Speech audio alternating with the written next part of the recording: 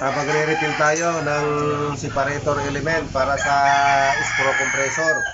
Lahat ng brand, Kobelco, Atlas Copco, Hitachi, kung ano man meron dyan, lahat ng mga alam na mga highly recommended na compressor, kahit na China, okay lang.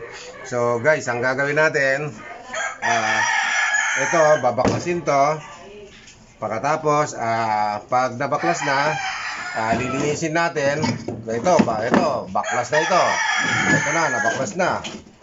So, ang gagawin natin, umpisa na lilinisin lahat yan. Pagka, nalinis na, ganito ang kalalabasan. Ito ngayon ang kalalabasan niya, malinis na. So, may pintura na, halos parang bago. So, pakita ko sa inyo. Ito, malinis na. Dito na, may pintura na. Pagka napinturahan na lahat yan, malinis na.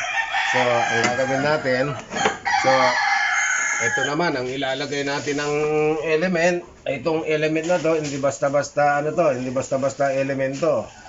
Ito ay para sa sa mainit na hangin at saka langis, hindi siya malulusaw, hindi siya matutunaw. So ang ibig sabihin to, high temperature to, hindi kagaya ng iba. Ang tawag dito is filter media. Ngayon, ito yung ilalagay natin dito. Lalagyan natin ng mayroong mga fiberglass pa. Kapag naipulupot na natin lahat yan, so ang susundan natin yung kung ilang ikot yan na kaya niyang mag-filter ng langis. Kumbaga ang tawag yan separator element. Pag nailagay na natin diyan, ito na yung kalalabasan niya. Bago na. Ito pwede nang gamitin to. Ito ginagamit to sa Atlas Copco, pwedeng pushing, pwedeng China na compressor, yung hangjan at saka yung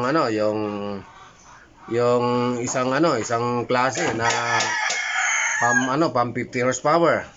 Ito na yung finished product natin. Kumbaga ikakabit na lang to. So ang performance nito parang bago lang din.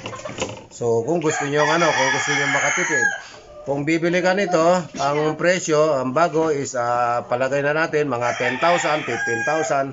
Ito, pag ni-repair natin to, more or less 5,000 na lang o kaya 7,000, depende sa laki. Pwede rin yung para sa airman, yung ginagamit sa kalsada.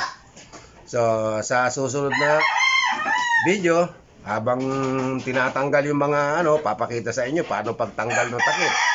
Ayun. So magkita-kita na lang tayo ulit sa susunod.